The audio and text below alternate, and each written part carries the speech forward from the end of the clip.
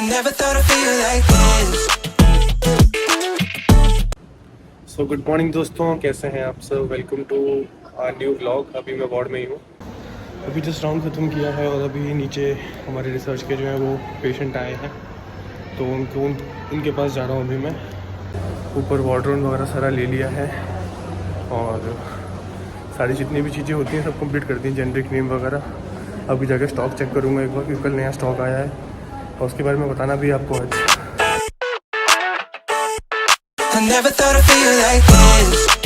तो ये है मेल मेडिसिन का स्टॉक रूम और इसके अंदर सारे स्टॉक रखे हुए हैं। लंच टाइम हो चुका है और अभी हम लोग जा रहे हैं। आज भी बहुत बढ़िया रहा, आज बहुत सारे नए नए पेशेंट्स आए थे वार्ड में, तो उन सब का हम लोगों ने मैंने सैंपल वगैरह लेने की कोशिश करी। मतलब ये सब चीज़ें जो भी हम सैंपल वगैरह लेते हैं ये अपनी रिस्क पे लेते हैं, हमें कोई बोलता नहीं लेने के लिए, और नर्सिंग स्टाफ के साथ खड़े रहता हूँ। अभी तो मैं स्टार्टिंग में हूँ, तो छोटे मोटे काम करते हैं, जैसे कि जब उन्होंने कैनो लगा लिया तो मैं ट्राइकोडर्म लगा देता हूँ। जैसे कि उन्होंने सैंपल्स ले लिए तो मैं उस सैंपल्स को उसमें डाल देता हूँ, क्या बोलते हैं उसको, टेस्ट ट्यूब्स में डाल देता हूँ। तो धीरे धीरे करके, क्योंकि मेरे को थोड़ा सा फेयर लगता है, तो अपने आप को मैं मजबूत कर रहा हूँ कि मेरे को डर ना लगे क्योंकि जब भी पेशेंट थोड़ा ऐसे हाथ दबाता मैं भी थोड़ा अपना लगता है कि नहीं हो पाएगा मेरे से, तो अभी मैं अपने आप को कॉन्फिडेंस देने के लिए सब चीज़ें कर रहा हूँ। मेरी नाक में क्या हो गया मेरी नाक में टीका लग गया प्रज्ञा, कि मैंने मास्क पहन रखा था ऑल द टाइम, तो उस चक्कर में ऐसा हो गया है। लोग वापस जा रहे हैं और मुझे अभी भी बहुत कोल्ड है मेरे नाक, मेरी आँख सबसे पता लग रहा होगा। मैं वार्ड में जितना टाइम खड़े मतलब पेशेंट को नहीं देखती हूँ शायद, तो मैं खुद बीमार रहती हूँ और कोई भी मेडिसिन का कुछ भी नाम आता है ना हमारे वार्ड में, वैसे ही वो बोलते हैं कि है ना ये है ना फैमिली वाले, उनसे पूछो तो इसी बीच में हम लोग फंस गए। फिर अभी बोला है कि मीथोट्रेक्सेट के बारे में पूरा कुछ पढ़ के आने के लिए की प्रेजेंटेशन वगैरह देना। तो मैंने सोचा है कि कल परसों 2 दिन का टाइम लूंगी मैं और फिर मैं प्रेजेंट करूंगी। कल परसों के बाद संडे तो वही जाएगा, पर संडे को प्रेजेंट करेंगे ना, मंडे को प्रेजेंट करूंगी फिर मैं कि व्हाट इज मीथोट्रेक्सेट, फिर क्या उसका मतलब। और मैं ये बोल रही थी नीलेश को उस टाइम कि केसेस प्रेजेंट करवाने से बेटर है क्यों ना टीचर्स हमें कॉलेज में एक ड्रग दे, ड्रग के बारे में पूरा डिटेल इन्फॉर्मेशन प्रेजेंट करने के लिए, तो वो ज्यादा मतलब यूजफुल रहेगा। ये बात भी सही है, क्योंकि अभी हमारा मेन काम ड्रग्स से ही होता है ना। हाँ, और हमारे में एक नर्स है मुकेश जी, तो उन्होंने ओफ्लॉक्सेसिन दिया था, तो उनके पूरे हाथ में ना वो पैचेस बन गए हैं, टारगेट लेसेंस हो गए, मतलब पैचेस रेड पैच हो गया है। तो वो भी बोल रहे थे बताओ कैसे हो गया ये तो उनको हम लोग समझा रहे थे। हाँ, मैंने बताया ना, किसी किसी पेशेंट में होता है कि आप वो एंटीबायोटिक वो सूट नहीं करता है, तो उसके चक्कर में टारगेट लेसेंस बन जाते हैं। तो उनके बैक में पूरा हो गया है, फिर उनके हाथ में हो गया है, और ऐसा 1-2 पेशेंट को और हुआ है हमारे वार्ड में। तो किसी किसी को सूट नहीं करता है, तो इट्स बेटर कि अवॉइड करें हम उसको। ये बात तो है। तो नीलेश के यहाँ पे लोग तिलक यहाँ लगाते, नीलेश यहाँ लगाता है।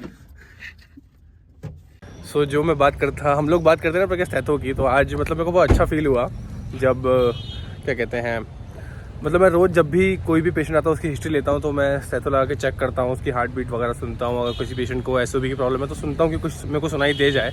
तो आज ऐसे ही एक नया पेशेंट आया था, तो उसका मैंने हार्ट बीट सुना और मैंने बोला कि इसको बीपी है, और उसका बीपी लिखा था 110/70। मैंने तुरंत नर्सिंग स्टाफ को बुलाया, मैंने बोला इसका हाँ, तो मैंने तुरंत नर्सिंग स्टाफ को बुलाया, मैंने कहा इसका बीपी लो अभी की अभी, और 150/80 उसका बीपी आया, तो उसको ब्लड प्रेशर है।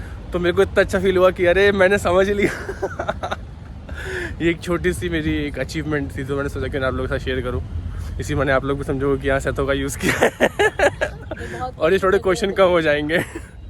होता है ना कैथेटर, क्या बोलते हैं उसको, कैनुला, कैथेटर ट्राइकोडर्म, अरे कैथेटर लग फॉलिस बोलना चाह रही थी प्रज्ञा, सॉरी गाइस। तो ऑन है हाँ, तुम बोल सकते हो। मैं नहीं बोलूंगी, आपके वर्ड की बुराई नहीं कर सकती। तो देखो जरा, 4 दिन ऑन्कोलॉजी में जाते हुए नहीं अपनी वर्ड की बुराई नहीं कर सकती। नहीं देखो काम करते, सही बात है, जिस थाली पे खाएंगे उसमें थोड़ा छेद करेंगे। हाँ। सो अभी जो इस समय चल रहा है, जो मैं बात बताने वाला था, जो कल के व्लॉग में मैं नहीं बता पाया था, वो ये था कि स्टॉक मैनेजमेंट और इन्वेंट्री जो है वो बहुत इंपॉर्टेंट काम है। क्योंकि मैंने बताया था कि अगर आप किसी भी यूनिवर्सिटी के लिए, किसी भी हॉस्पिटल के लिए अगर आप बेनिफिशियल हैं, तो वो आपको क्यों हायर करेंगे।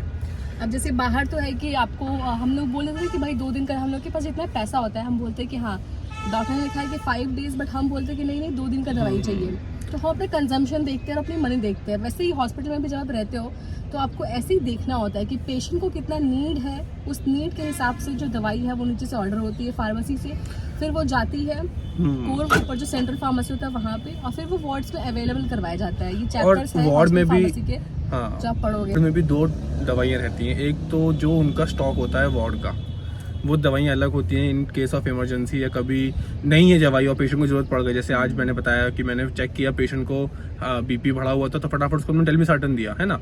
तो वो हो गई वार्ड की मेडिसिन।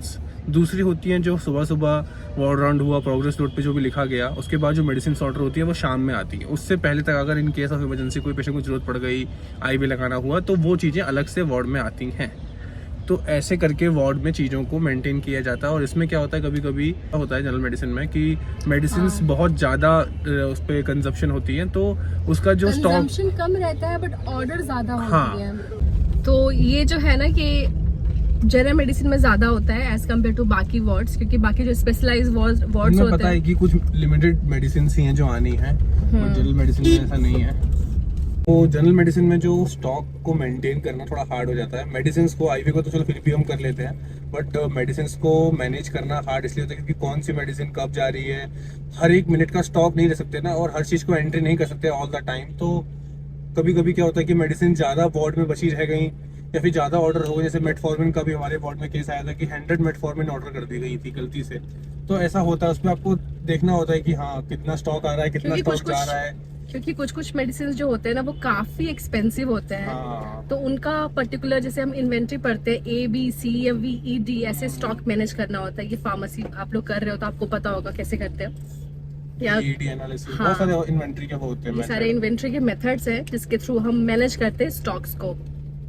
तो अगर हम स्टॉक नहीं देखेंगे अपना, तो क्या होगा कि वो मेडिसिन पड़े जो है एक्सपायरी निकल जाएगी और वेस्ट होगी। इससे बढ़िया अगर हम उसको वापस करवा दें क्या कहते हैं अपने स्टोर्स में, तो वो किसी ना किसी जरूरतमंद को या किसी न किसी पेशेंट को मिल जाएगी, तो वो उसके लिए अच्छा रहेगा, या फिर वो वापस रिटर्न हो जाएगी। इससे आपका जो एक्स्ट्रा जो मेडिसिन ऑर्डर करने जा रहे थे, कंपनी से मंगवाने जा रहे थे, वो नहीं मंगवाओगे आप। तो ये सब चीजें जो होती हैं ये बेनिफिट देते हैं हॉस्पिटल को कि हाँ अब आपकी इन्वेंट्री जो है वो नीट एंड क्लीन है, वो सब सही चल रही है। जैसे अभी मैंने बोला है कि एक हम जो है मोस्ट कॉमन जो हमारे वार्ड में यूज होती है मेडिसिन, की लिस्ट बना के लगाएंगे दीवार पे, जिससे कि हमें याद रहे, और उस पर हम टिक मारते रहेंगे कि कितने कितने कौन कौन लेके जा रहे, तो जल्दी हो जाएगा उससे। मतलब अपने अपने तरीके से सब लोग, ये हिट एंड ट्रायल मेथड होता है, जो चल जाए वो बढ़िया है। तो अभी हम जा रहे हैं चाय पीने।